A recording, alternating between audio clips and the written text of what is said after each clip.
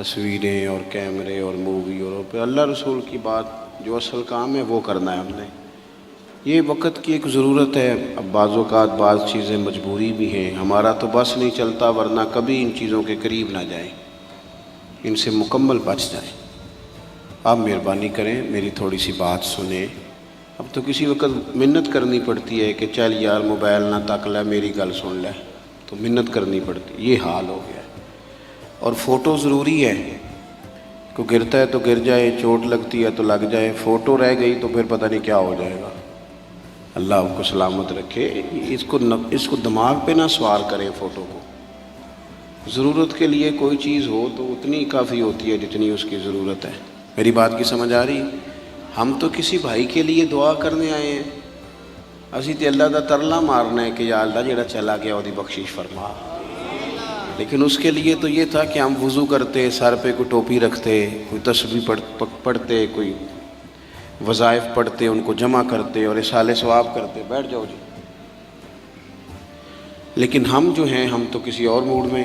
تو مہربانی کریں تھوڑی سی توجہ دیں تاکہ کچھ باتیں دین کی آپ کے ساتھ ہو سکیں. عزیز دوستو، اللہ تعالیٰ نے انسان کو بڑی قیمتی زندگی دی ہے،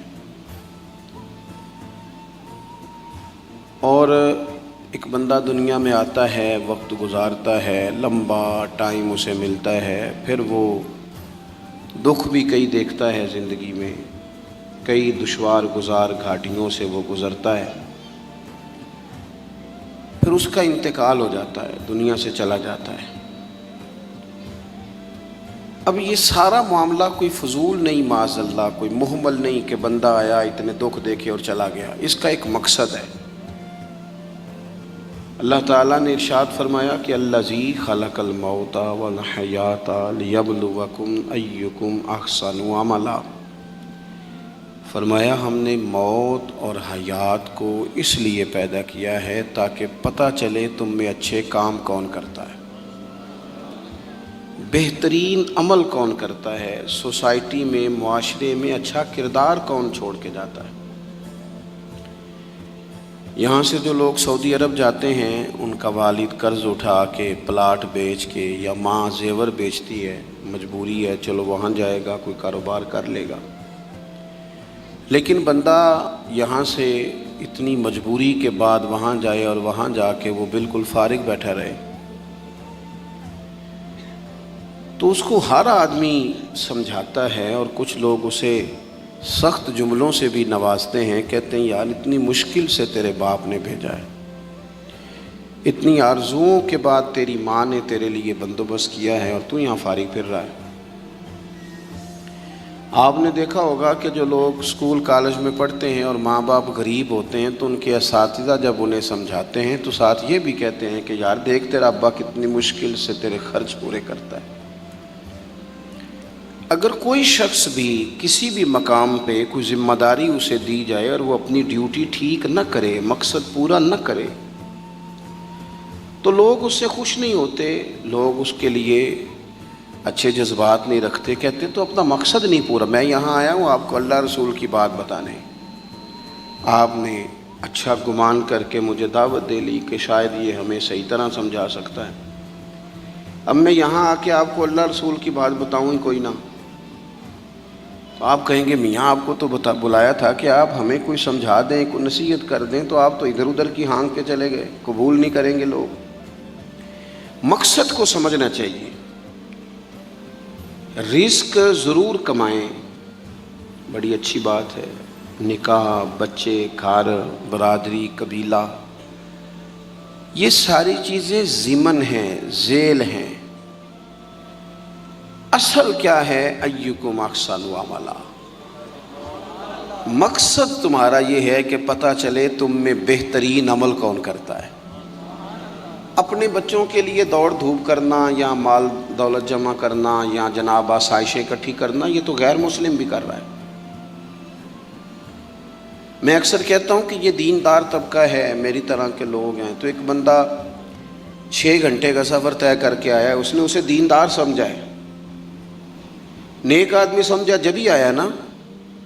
کتنا بڑا اس نے اسے مقام دیا ہے کہ اسے حضور سید عالم علیہ السلام کے دین کا نمائندہ سمجھا ہے۔ یہ خطیب صاحب ہیں، یہ استاد صاحب ہیں، امام صاحب ہیں، پیر صاحب ہیں، کتنا بڑا اپنا مقام اگر بندہ کبھی سمجھے تو کتنا لوگوں نے اسے بڑا درجہ دیا ہے۔ اب ایک بندہ ولی سمجھ کے آ رہا ہے، اس کو کتنا درجہ ملے گا، لیکن اگر سامنے والا جس کو وہ اتنا مقدس مقام دیتا ہے کہ ولی سمجھتا ہے، اور اس بندے کا لالچ 2-4 ہزار ہو جائے، 15-20 ہزار 25 ہزار کی تقریر بیچے، نعت بیچے، دعا بیچے، معاذ اللہ، تو اس کا درجہ کتنا بڑا تھا اور وہ کہاں پہ گیا ہے۔ بھئی یہ کام تو کوئی اور کاروبار کر کے بھی کیا جا سکتا ہے۔ ضروری تھا کہ حضور کی تعریف کر کے تم کمائی اکٹھی کرتے تو کوئی اور کام کر لیتے، بڑے کام ہیں دنیا میں، کوئی اور کر لیتے۔ مقاصد ہمیشہ اعلیٰ رکھیں، چھوٹا مقصد، بڑے مقاصد۔ یہ جو آرام ہے، آسودگی ہے، آرام سے بیٹھنا ہے، کھانا پینا ہے، اچھا گھر ہونا چاہیے، تنگ کوئی نہ کرے، تو حضرت امام حسین تو مسجد نبوی کے خطیب ہیں، حضور کے روضے پہ بیٹھے ہیں، لوگ پلکیں بچھا کے سلام کرتے ہیں، تو ٹھیک ہے بیٹھے رہتے، موج لگی ہوئی تھی، کیا ضرورت تھی؟ لیکن امام علی مقام رضی اللہ تعالیٰ عنہ نے مقصد دین رسول پاک سے سیکھا تھا۔ اپنی زندگی میں آگے بڑھنا، کچھ جد و جہد کرنا، ملت کے لیے، قوم کے لیے، وطن کے لیے، اپنوں کے لیے کوئی کوشش کرنا، ہمت کرنا، نکلنا، اور اپنی ذات سے اٹھ کر تھوڑا سا سوچنا، یہ معیار دین ہے۔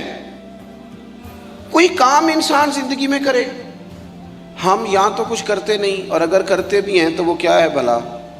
مرضی کے کپڑے خرید لو، مرضی کے جوتے لے لو، مرضی کا مکان بنا لو۔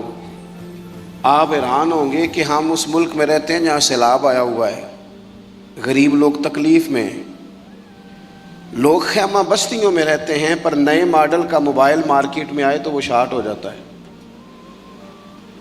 ایک طرف لوگوں کو رہنے کو جگہ نہیں، کھانے کو روٹی نہیں، اور دوسری طرف حال یہ ہے کہ لوگ کہہ رہے ہیں جناب گاڑی ہمیں پہلے چاہیے، گاڑی بک کرائیے، وہ پہلے مل جائے، 2-4 لاکھ زیادہ دینا پڑے تو ہم دے دیں گے۔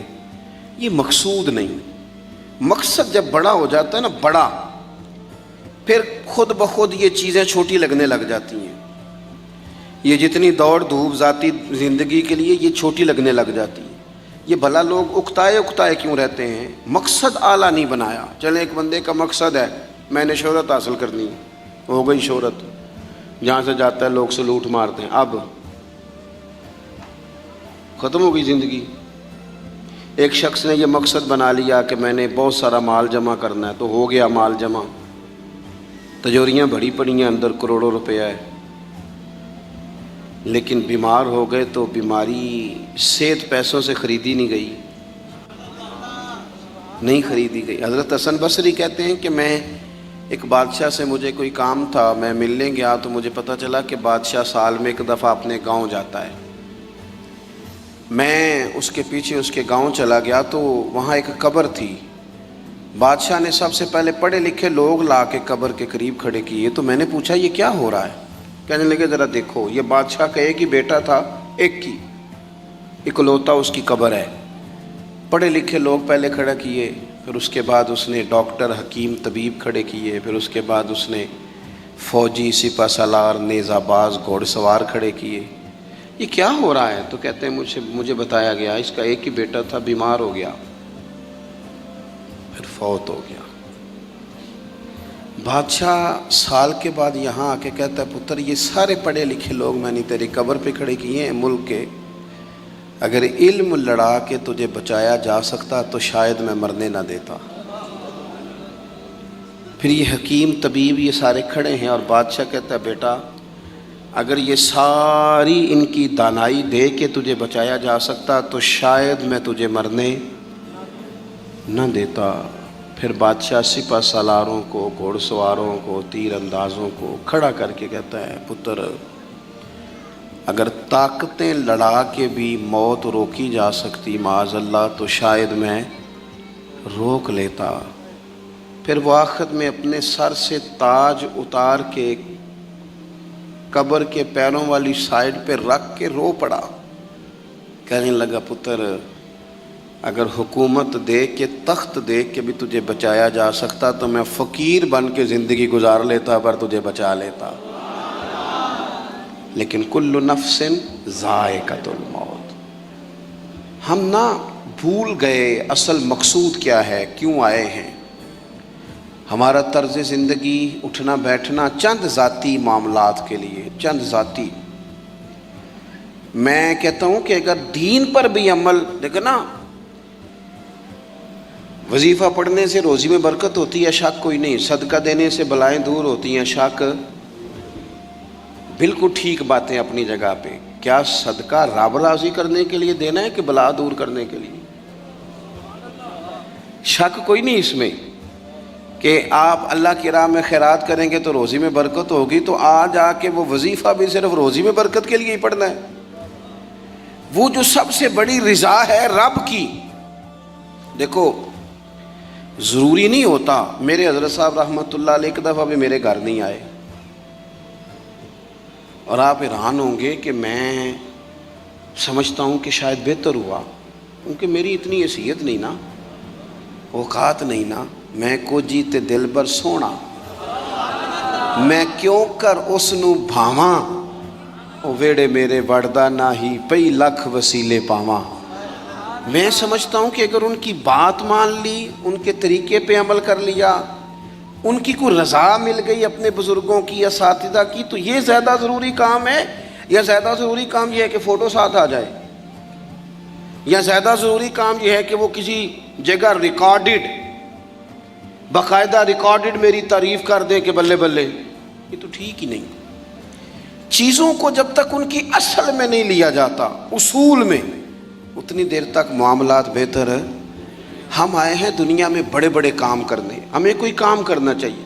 ہمارا بڑا وقت ضائع ہوتا ہے، کوئی مقصد نہیں ہمارا فضول خوش گپیوں کا، لیکن مار رہے ہیں گپے. کوئی مقصود نہیں، پھٹے پہ بیٹھے ہیں، چوک پہ بیٹھے ہیں. ایک ڈھیر سارا طبقہ ہے جو کہتا ہے میں بور ہو رہا ہوں. تو میں اکثر کہتا ہوں کہ بور ہونے کے لیے بھی تو ٹائم چاہیے نا. ہمیں ملتا ہی نہیں، بور ہونے کا بھی نہیں ٹائم ملتا. کیسے ہوں، ٹائم ہی کوئی نہیں. بیمار ہونے کا نہیں ملتا. رات کو طبیعت خراب ہو گئی تھی، یہ گلا سارا، مسلسل کئی دنوں سے سفر میں ہوں. تو صبح کوشش کی، اپنے آپ کو ہمت دلائی. مسلسل میرے خیال ہے آج چوتھا پانچواں دن ہے میں سفر میں ہوں، روز کئی گھنٹے کا سفر. تو میں نے ہمت دلائی اپنے آپ کو. تو مجھے کہہ رہے تھے گھر والے کہ ذرا آرام کر لے. میں کہ وہ لیے بھی تو ٹائم چاہیے نا. کام تو وہ والا کریں گے جس کے لیے تو ٹائم پڑا ہے ہمارے پاس ضائع کرنے کو. ادھر ضائع کرو، ادھر ضائع کرو، وہاں ضائع کرو. میں بور ہو رہا ہوں. بھائی بور ہونے کو بھی تو ٹائم چاہیے. سنو، میرے نبی پاک علیہ السلام نے فرمایا جب صبح دن چڑھتا ہے نا سورج نکلتا ہے. آج کون سا دن ہے؟ اللہ آپ کو خوش رکھے. پیر شریف ہے. اگست کی کتنی ہے؟ ماشاءاللہ. محرم کی 23. یہ بھی یاد رکھا کریں اسلامی تاریخ میں. یہ جو 2022 کا 22 اگست ہے نا، یہ آج آپ کو ملا ہے، دوبارہ یہ تاریخ کبھی نہیں ملے گی. نبی پاک صلی اللہ علیہ وسلم فرماتے ہیں جب دن چڑھتا ہے تو وہ دن اعلان کرتا ہے کہ اگر کوئی کام کرنا ہے تو کر لو، میں آج آیا ہوں، آج کے بعد نہیں آؤں گا.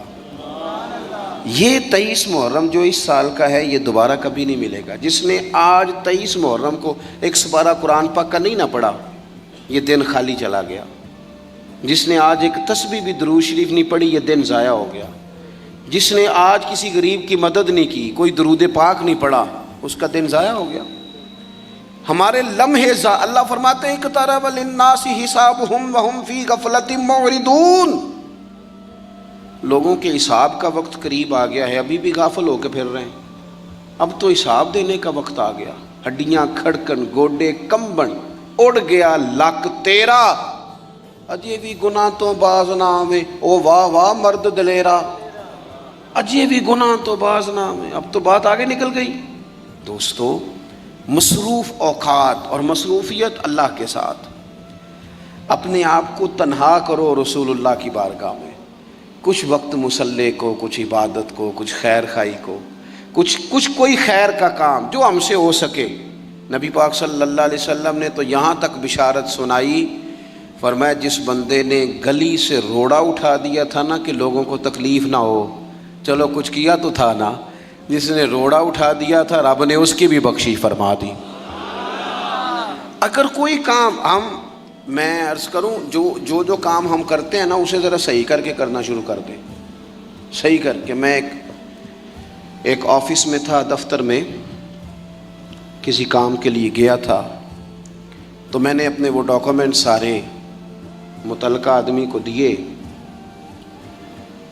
وہ مجھ سے کہنے لگے کہ ایک فلاں کاغذ آپ کا کم ہے، آپ کو دوبارہ جانا پڑے گا اور اپنے علاقے کی جو آپ کی یونین کونسل ہے وہاں سے فلاں کاغذ آپ بنوائیں گے، پھر آپ کا کام ہو جائے گا.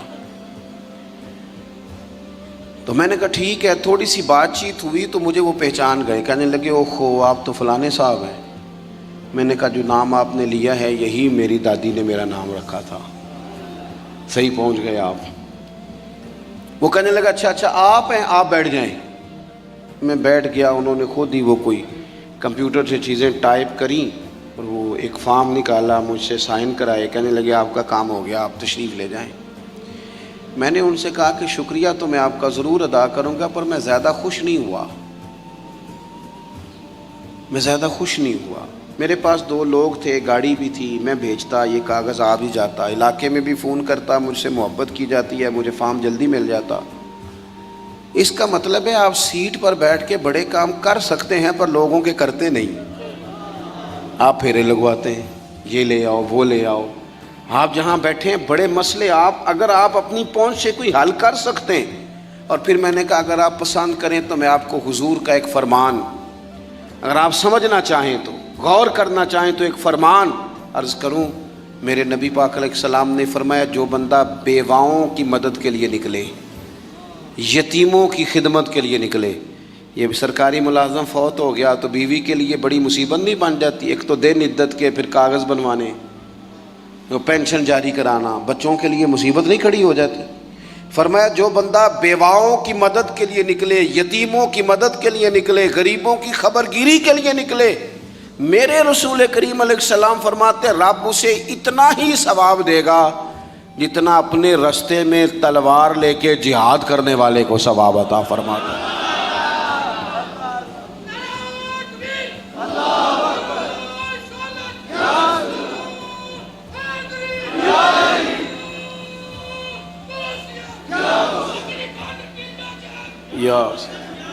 آپ صاحب بڑے درویش بندے، اللہ انہیں سلامت رکھے، اللہ ان کو جزائے خیر عطا فرمائے.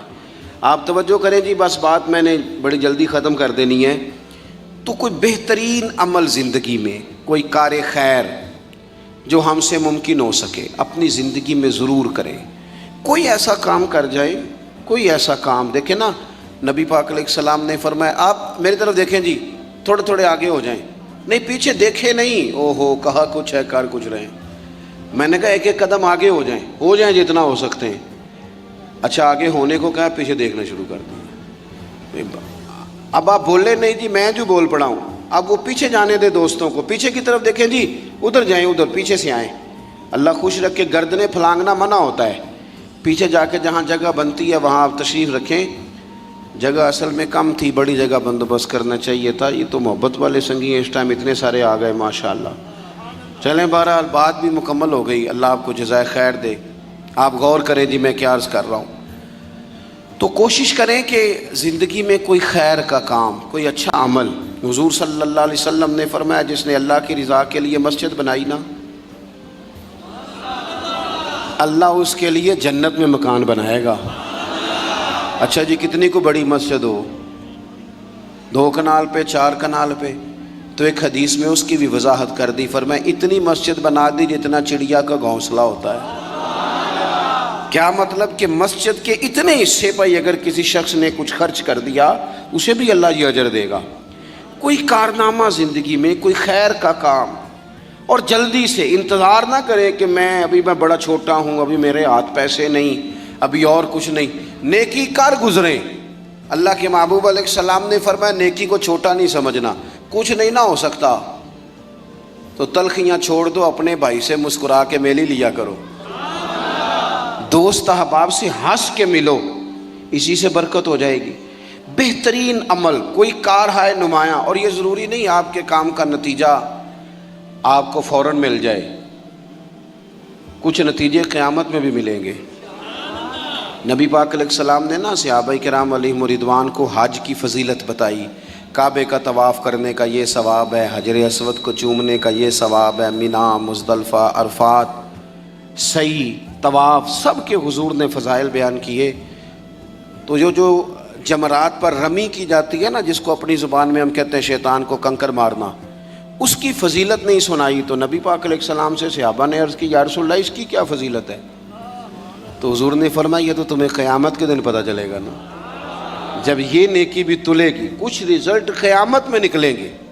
عمل کر جائیں، یہ نہ کہیں سویرے امام حسین قربانی دے گئے لیکن یزید 4 سال پھر بھی حکومت کر گیا، لیکن ان کی قربانی کا حال یہ ہے کہ گلی گلی امام حسین کا پیغام عام ہو گیا۔ وہ 4 سال حکومت کر گیا پر کوئی اس کا وارث بننے کو تیار نہیں ہے۔ تو ضروری نہیں نتیجہ سویرے نکلے عمل۔ وہ محمود غزنوی گزر رہے تھے نا، تو ایک بابا درخت لگا رہا تھا، تو ہاتھ کانپ رہے تھے، لیکن کچھ کر تو رہا تھا نا، درخت لگاتا ہے، ہاتھ کانپ رہے ہیں۔ تو محمود غزنوی قریب آئے، اچھا لگا، کہنے لگے بزرگوں نہ تو آپ ان کی چھاؤں میں بیٹھ سکیں گے درخت کی، نہ پھل کھا سکیں گے، تو اتنی محنت کیوں کر رہے ہیں؟ تو بابا جی بڑے سمجھدار تھے، مسکرا پڑے، کہنے لگے میں نہیں بھی پھل کھاؤں گا تو چلو میرے پوتے تو کھائیں گے نا، چلو میں نہیں کھاؤں گا، میں نہیں چھاؤں میں بیٹھوں گا تو کوئی مسافر ہی بیٹھ جائے گا، کوئی مجھے خیر ملے گی، مجھے امید ہے اللہ فضل کرے گا۔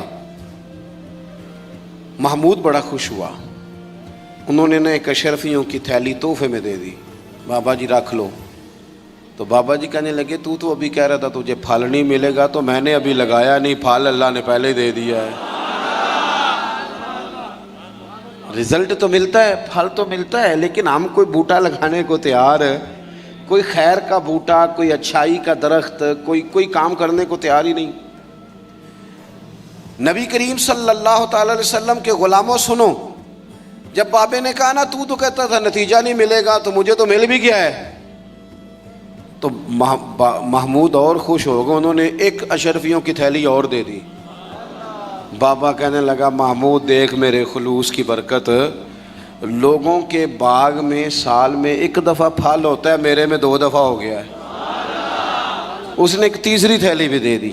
شرط یہ ہے کہ ہم کوئی خیر کا کام کریں، کوئی اچھائی کا کام کر جائیں، کوئی بہتری ہو جائے، کوئی ایسا اسلوب اختیار کریں جس سے کسی کو نفع ہو جائے، لیکن ہمارا مزاج یہ ہے کہ ہم بھلائی کرنے کو تیار۔ ایک بات آپ سے عرض کرنی ہے، کر لوں؟ کچھ نہ ہو سکے تو دوستوں کی صلح کرائیں، لڑائی نہ کرائیں۔ میں ایک جگہ میں بیٹھا تھا تو کچھ اور دوست بھی ہمارے وہاں بیٹھے ہوئے تھے، تو وہ اٹھ کے چلے گئے، تو جو میرے ساتھ باقی بندہ بچ گیا نا، اس نے ان کی غیبت شروع کر دی، تو میں بڑا پریشان ہو گیا۔ اس نے کہا جی یہ اس طرح کا ہے، یہ دیکھو کتنی کہانیاں سنا رہا تھا، اس طرح کا ہے، اس طرح کا ہے، اس طرح کا ہے۔ میں پریشان ہو گیا۔ وہ مجھے کہنے لگا آپ کیوں اتنے پریشان ہو گئے؟ میں نے کہا اس لیے پریشان ہو گیا ہوں کہ وہ چلے گئے ہیں، تو نے ان کا چھوڑا کچھ نہیں، اب میں جاؤں گا تو پتہ نہیں پیچھے تو میرا کیا حال کرے گا، اس لیے کہ میں سمجھ گیا ہوں تیری طبیعت کیا ہے۔ ہم اس وقت تو مزہ لے رہے ہوتے ہیں نا جب کوئی ہمیں سنا رہا ہوتا ہے، لیکن جب کوئی ہماری سنائے گا پھر ہمارے لیے مصیبت کھڑی ہو جائے گی۔ ہم اس وقت تو کانوں کا ذائقہ لینے کے لیے سن لیتے ہیں فلانے کی غیبت، لیکن یاد رکھنا جو آپ کے پاس آ کے کسی کی سنا رہا ہے وہ آپ کو معافی نہیں دے گا، وہ چھوڑے گا نہیں، ہر چیز کھول کے رکھ دے گا۔ تو میں نے کہا میں اس لیے پریشان ہوں کہ آپ معافی نہیں دے رہے، تو میرا کیا کریں گے؟ تو خیر وہ بندہ کچھ سمجھدار تھا، کہنے لگا آپ نے میری توجہ کرائی ہے، آئندہ ایسا کام نہیں کروں گا۔ دوستوں کے بیچ نا نبی پاک علیہ السلام نے فرمایا کسی کی عزت کسی جگہ خراب کی جا رہی تھی تو اس کا دفاع کر، تو کہہ نہیں یار ایسی بات نہیں ہے، تم غلط کہہ رہے ہو، ہم نہ فوراً بلکہ منفی بات جلدی قبول کرتے ہیں، کہتے ہیں نہیں اور بھی دسنا تینوں میں دو۔ حضور نے فرمایا تو کسی کی عزت کہیں خراب ہو رہی تھی تو دفاع کر، جہاں تیری عزت کا مسئلہ بنے گا رب تیری عزت کا دفاع فرمائے گا۔ بتائیں جس کی عزت کا محافظ اللہ تعالیٰ بن جائے، لیکن شرط یہ ہے کہ ہم محافظ بنیں، لوگوں میں صلح کرائیں۔ کچھ بھی نہیں بگڑتا، بھائی بھائی ناراض ہونا، ایک بھائی آ کے کہتا ہے جی میرے اوپر بڑا ظلم کیا میرے بھائی نے، تو اب دوسرے دوست کیا کہتے ہیں، وہ جلتی پہ تیل ڈالتے ہیں، کہتے ہیں میں نے تو پہلے نہیں پتا سی، میں تو گل نہیں سا کرتا کہ تیرا بھرا ہے، وہ اور بیچارہ بگڑ گیا۔ حالانکہ حکم یہ ہے کہ ان کو قریب کیا جائے، ان کو کہا جائے وہ یار نہیں تجھے پتہ ہی نہیں، تو بیمار تھا تو میں نے اسے روتا کتنے دیکھا ہے، تیرے شادی پہ اسے میں نے خوش کتنا دیکھا ہے، اس کے جذبات ہم بھول جاتے ہیں نا بھائیوں کی باتیں۔ بھائی بڑے پیارے ہوتے ہیں، بھائی پائیاں دیاں باواں ہوندے ہیں، ان پر غور کرنا چاہیے۔ تو دو لوگوں کو قریب کر دیں، ان کی صلح کرا دیں، اچھے جذبات۔ ایک اور اپیل آپ سے کروں گا، اگر کسی کی بہن کسی کی عزیزہ اپنے شوہر کی سے ناراضگی کا اظہار کرے تو اسے اس کے خاوند کی اچھی اچھی باتیں بتائیں تاکہ ان کے دل قریب ہوں۔ اگر آپ کا بیٹا اپنی بیوی کے بارے میں کچھ شکوہ کرے تو اسے کہیں نہیں نہیں نہیں وہ تو تیرے حق میں یہ کہتی ہے، کیونکہ وہ اگر دور ہو جائیں گے تو ہم نے تو 2 منٹ بات کر کے رخصت ہو جانا، انہوں نے ساری زندگی اکٹھے رہنا ہے۔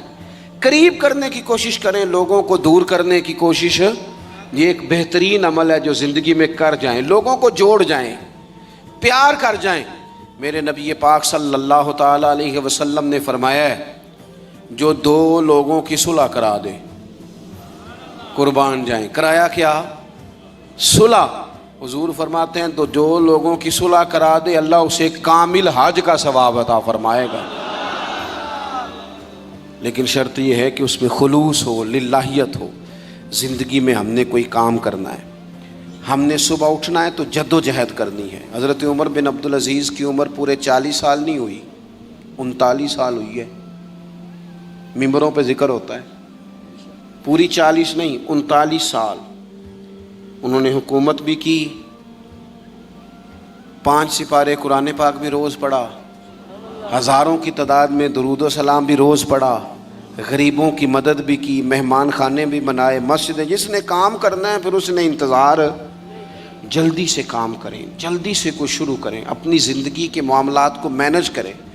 ہمیں اللہ نے بڑی بڑی صلاحیت دی ہوتی ہے پر وہ سارا زنگ لگ جاتا ہے، ادھر بیٹھے گپیں کی، بھاگے دوڑے، کھائے پیے فارغ ہو گئے، اس سے نقص واقع ہوگا۔ آخری بات آپ حضرات کی خدمت میں یہ عرض کرنی ہے، میرے دوستو،